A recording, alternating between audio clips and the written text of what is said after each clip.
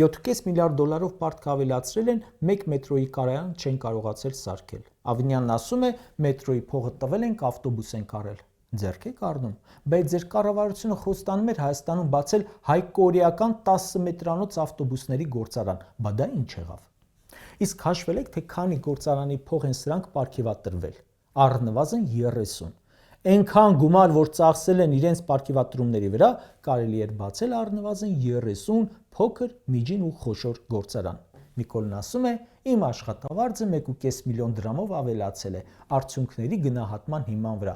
Այսքան բան թվարկեցի չկատարած խոստում, որ մի արդյունքի համար։ Մենակ Նիկոլը հարկատուների հաշվին մի հատ լավ գործարան կառուցելու չափ աշխատավարձ է արդեն ստացել։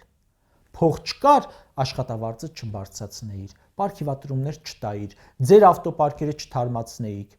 ՔՊԱ-ականներն արդեն վաղուց երկրորդ ու երրորդ տունն են առնում։ Մի դեպուտատի մասին էին այսօր գրել, որ 10-ից ավելի անշարժ գույք է հայտարարագրել։